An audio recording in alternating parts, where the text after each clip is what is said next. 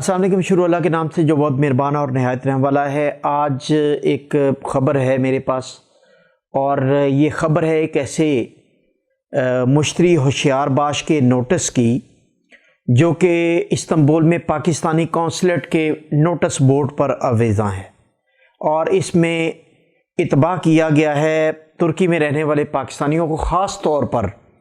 गैर कानूनी तारकीन वतन को, कि उनके साथ किस तरीके से फ़्रॉड हो सकता है और कौन से फ़्रॉड ये हैं जिनके बारे में ये नोटिस बोर्ड पर मुश्तरी होशियारबाज का ये नोटिस लगाया गया है। और ये एक ख़बर नहीं है,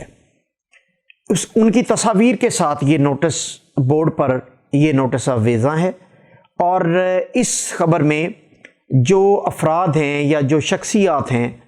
वो कोई एक ख़बर नहीं रखते, बल्कि हर शख्सियत के पीछे दर्जनों ख़बरें हैं।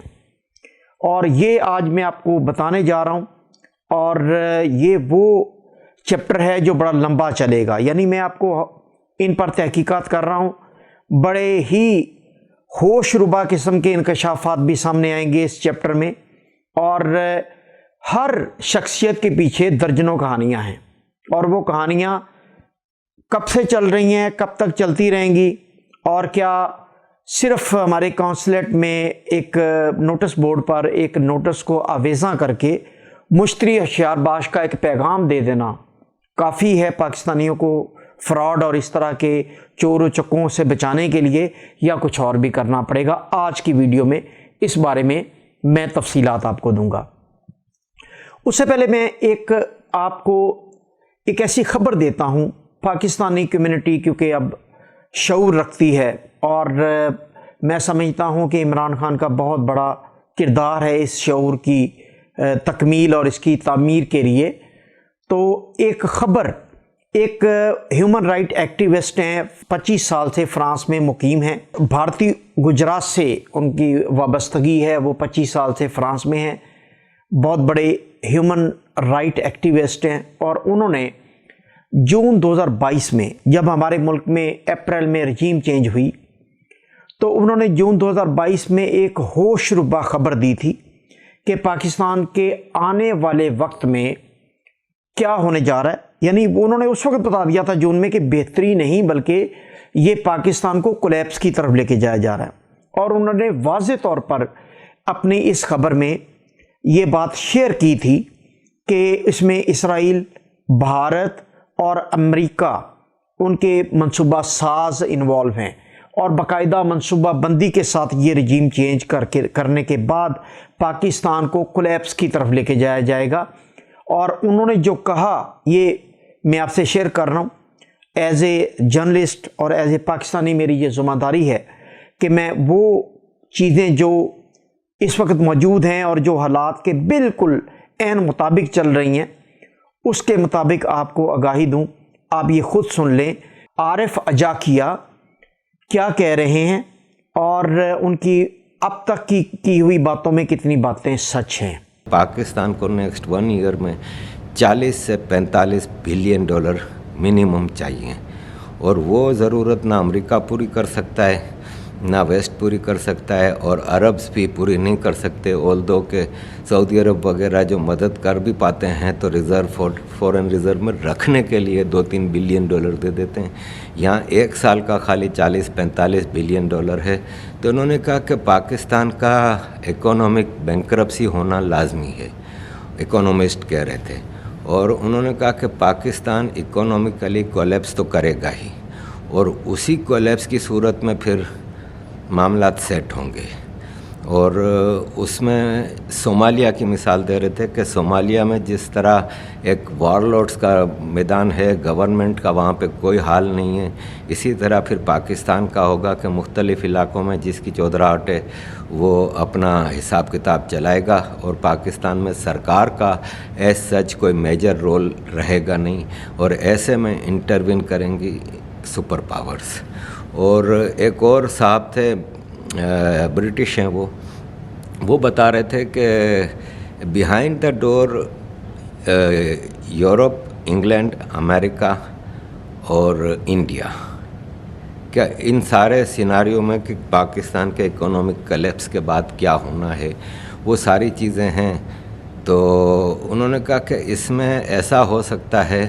کہ بلوچستان کو پھر ایک آزاد بفر اسٹیٹ کے طور پہ وہ کیا جائے گا کہ اس میں پھر کیا ہوگا کہ امریکن انفلوئنس رہے گا بلوچستان میں, اور سندھ جو ہے وہ انڈیا کلیم کرتا ہے.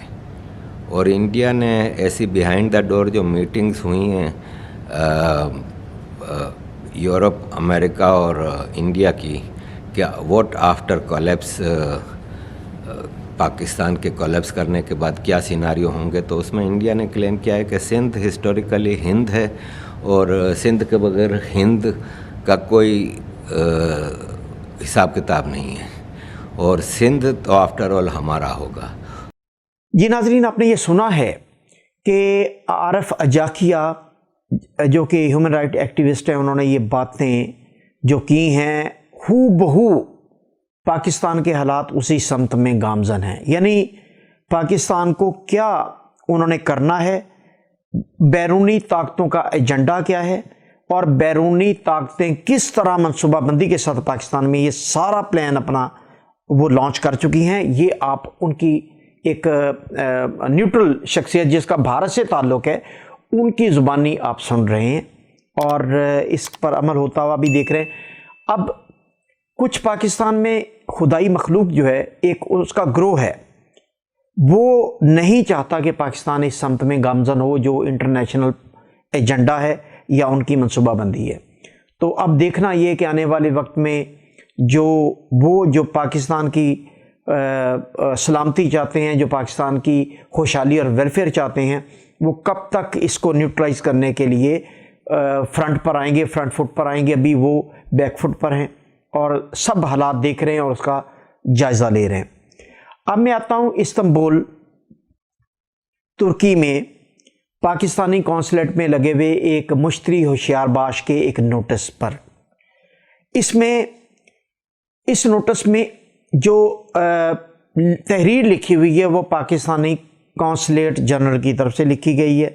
اور یہ لکھا گیا ہے کہ یہ نوٹس میں جو ہائی لائٹڈ افراد ہیں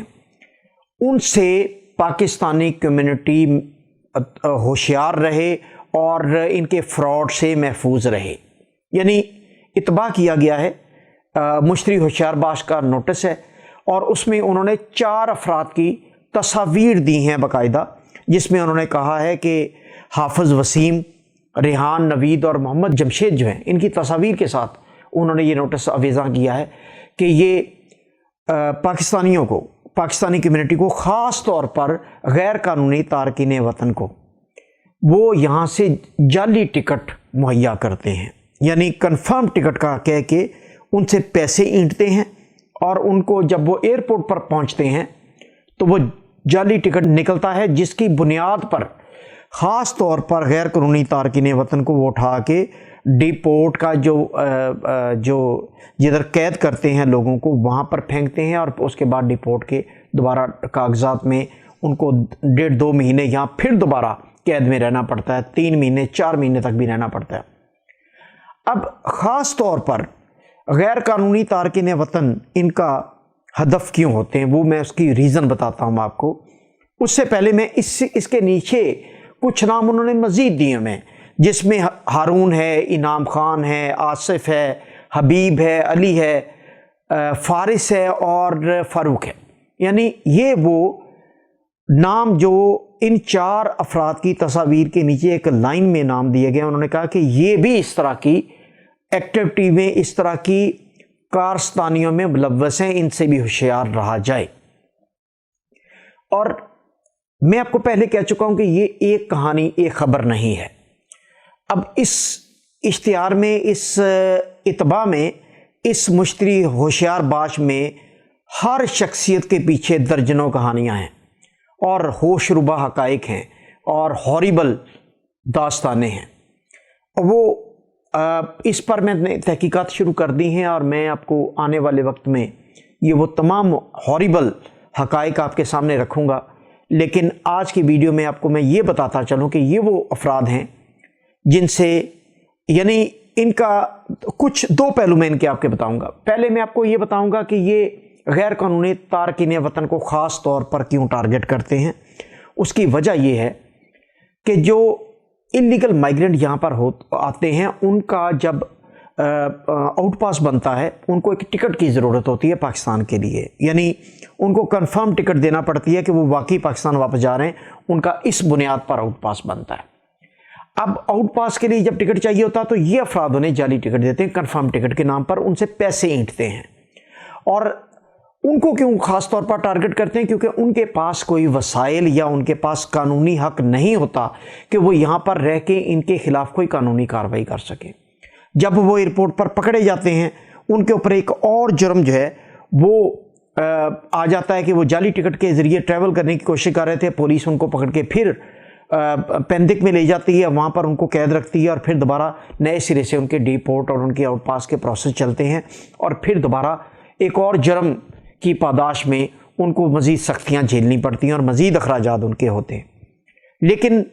کیونکہ وہ ڈیپورٹ ہو رہے ہوتے ہیں، اس لیے وہ یہاں پر قانونی کارروائی نہیں کر سکتے، کیونکہ وہ پھر دوبارہ گرفتار ہو کے پندک چلے جاتے ہیں۔ تو ان کی چاندی ہے، ان کی چاروں گھیمیں اس لیے ہیں کہ وہ لوگ ان کے ہاتھوں پیسے گوا کے واپس پاکستان چلے جاتے ہیں ڈیپورٹ ہو کے، دوبارہ ان پر پابندی ہوتی، وہ ترکی آ نہیں سکتے، لہٰذا ان کے خلاف کوئی قانونی کارروائی نہیں ہو سکتی۔ اب ایک تو یہ ان کا پہلو۔ اب ان افراد کو اگر آپ دیکھیں، یہ میں آپ کو ایک دوسرا اشتہار دکھانے جا رہا ہوں۔ یہ وہ افراد ہیں، یہ ان افراد کا مجموعہ ہے، یہ ان افراد پر مشتمل ایک گروہ ہے جنہوں نے یہاں پر ترکی میں مسلم لیگ نون کا ترکی چیپٹر سنبھال رکھا ہے، یعنی وہ مسلم لیگ نون کے کار فرما ہیں یہاں پر، اور ان کے عہدے داران ہیں یہاں پر، اور انہوں نے ترکی میں مسلم لیگ نون کی قیادت کو یہ بتایا ہوا ہے کہ وہ ان کے کرتا دھردا یہاں پر ہیں، اور ان کی مسلم لیگ نون کو پروان چڑھا رہے ہیں، اور اس کے لیے یہاں پر لابنگ کر رہے ہیں، جبکہ ان کا دھندا بتا رہا ہے کہ یہ تمام کے تمام، حتیٰ کہ اس وقت مسلم لیگ نون کی حکومت ہے پاکستان میں، اس کے باوجود قونصلیٹ میں یہ اشتہار لگا ہوا ہے، نوٹس بورڈ پر چسپاں ہے۔ اس کا مطلب یہ ہے کہ ان کی وارداتیں گھناؤنی ہیں، اور ان کے حقائق جو ہیں وہ بڑے ہاریبل ہیں۔ یہ وہ نوٹس بورڈ سے اپنا نوٹس نہیں اتروا سکے اپنے دور حکومت میں، اور یہ وہ گروہ ہے جو جب شہباز شریف رجب طیب اردوان کو ملنے کے لیے انقرہ آیا تھا، تو یہ یہاں سے استنبول سے خاص طور پر اس کو ملنے کے لیے پوری کی پوری تنظیم جو ہے مسلم لیگ نون کے، یہ اس گروہ پر مشتمل جو ہے، یہ انقرہ گئے تھے اور ملاقات کر کے آئے تھے۔ اور اب آپ یہ دیکھیں کہ یہ وہ افراد ہیں جو مسلم لیگ نون کے عہدے دار ہیں، اور کیا مسلم لیگ نون کی قیادت کو پاکستان میں تو خیر ان کے سب پر، ان کے 60% افراد پر فراڈ، کرپشن، چوری، ڈاکے اور سب کے پرچے ہیں، اور وہ کچھ ضمانتوں پر ہیں، کچھ بھگوڑے ہیں، تو کیا بیرون ملک بھی ان کو اسی طرح کا سٹف ملتا ہے؟ ان کو بیرون ملک بھی ایسے افراد ملتے ہیں جو پاکستانیوں کو لوٹ رہے ہیں؟ یعنی پاکستان میں تو آپ پاکستانیوں کی، غریب افراد کی آپ جمع پونجی سمیٹ کے لے کے جا رہے ہیں، سوئٹزرلینڈ لے کے جا رہے ہیں، برطانیہ، دبئی لے کے جا رہے ہیں، آپ اپنے محلات اور خربوں اربوں اپنی اولادوں کو دے دیے، لیکن کیا بیرون ملک جو ہمارے اوورسیز پاکستانی ہیں ان کی خدمت اور ان کی شامت کے لیے بھی آپ اسی طرح کے افراد چنتے ہیں کہ بیرون ملک بھی وہ ان کو چونا لگائیں اور ان کی رقم ہتھیائیں اور ان کے ساتھ فراڈ کریں اور ان کو یہاں پر بیرون ملک بھی سکون نہ لینے دیں؟ تو اور اس سے بڑی بات یہ کہ بیرون ملک میں ان کا جو تشخص ہے پاکستان کا، یا پاکستان کی جو سیاسی تنظیموں کا تشخص ہے، اس کو اس نوٹس بورڈ سے ایک بڑا میسج ملتا ہے کہ یہ کس حد تک یہ داستانیں ہاریبل ہیں کہ نوٹس بورڈ پر لگوانا پڑا ان کی تصاویر کے ساتھ کہ ان سے، ان کے فراڈ سے محفوظ رہا جائے۔ تو یہ ہے وہ سٹوری، یہ وہ ایک گروپ ہے، یہ وہی گروپ ہے جس کے بارے میں میں بڑی دیر سے اپنی جو ہے آپ کو آگاہی دے رہا ہوں اپنی نیوز میں، اپنی خبروں میں، اور اس میں یہ وہی گروپ ہے جس میں آپ کے ماشاءاللہ سو کالڈ صحافی آصف بٹ بھی انہی کے روئے رواں ہیں، اور عہدے کی جنگ کی وجہ سے وہ اس اشتہار میں شامل نہیں ہیں، ورنہ ان کا صدارتی امیدوار کے طور پر وہ ان کو نہیں رکھا گیا تو وہ اس سے علیحدہ ہوئے، جبکہ مسلم لیگ نون کے وہ کار فرمان ہیں یہاں پر، اور وہ اسی گروپ کا حصہ ہے۔ اور یہ گروپ جو ہے یہ اس اشتہار کے باوجود یہ اپنی کارروائیوں سے باز نہیں آ رہا، یعنی ان پر کیا صرف ہمارے کونسل جنرل کی یہی ذمہ داری ہے کہ وہ ایک اشتہار لگا کے بری الزمہ ہو جائیں اور کہیں کہ ہم نے تو پبلک کو آگاہی دے دی تھی کہ یہ فراڈیے ہیں، یہ فراڈ کر رہے ہیں؟ تو ان کی اور بھی ذمہ داری ہے کہ وہ پاکستانی کمیونٹی کو بچائیں، اوورسیز پاکستانیوں کو ان کے فراڈ سے بچائیں، اور اگر یہ غیر قانونی تارکین وطن کے ساتھ فراڈ کرتے ہیں، وہ بیچارے لٹا کے واپس چلے جاتے ہیں اور آپ سے اٹھ پاس لے کے جاتے ہیں، تو آپ ان کے خلاف مدعی بن کے خود قانونی کارروائی کر سکتے ہیں۔ صرف اشتہار لگانے سے آپ کی ذمہ داری پوری نہیں ہوتی۔ تو یہ ان کی جو باقی ماندہ جو درجنوں سٹوریاں ہیں وہ میں آپ کو مستقبل میں آنے والے وقت میں 1 بائی 1 بتاؤں گا، اور آپ کے رونگٹے کھڑے ہو جائیں گے کہ کس طرح کی یہاں وارداتیں۔ اور یہ حافظ وسیم جو ہیں یہ یہاں پر رمضان شریف میں تراویحیں بھی پڑھاتے ہیں، جعلی ٹکٹوں کا کاروبار بھی، اور بھی بہت ساری چیزیں جن کا میں ابھی ڈسکلوز نہیں کرنا چاہ رہا، میں ان پر ورک کر رہا ہوں، لیکن یہ میں آپ کو بتانا چاہ رہا ہوں کہ یہ ہو رہا ہے۔ پاکستان کا تشخص برباد ہو رہا ہے، اوورسیز کمیونٹی ان لوگوں سے تنگ ہے۔ ہماری جو پاکستانی ایمبیسی اور قونصلیٹ ہے وہ صرف نوٹس بورڈ پر ایک اشتہار چسپاں کر کے اپنی پوری ذمہ داری سے بری الزمہ ہو جاتی ہے، اور یہ لوگ ابھی تک یہ دھندے جاری و شاری رکھے ہوئے ہیں۔ تو اب آنے والے وقت میں ان کی تفصیلات آپ کو اس پورے گروپ کی اور اس سے وابستہ افراد کی دوں گا، اور بتاؤں گا کہ یہاں پر تنظیم سازی کی آڑ میں مسلم لیگ نون کے جھنڈے تلے اور پاکستان کی کمیونٹی کے ساتھ کیا کیا فراڈ اور کس طرح دھوکہ ہو رہا ہے۔ میرے ساتھ رہیے اور میرا چینل سبسکرائب کیجیے۔ بہت شکریہ۔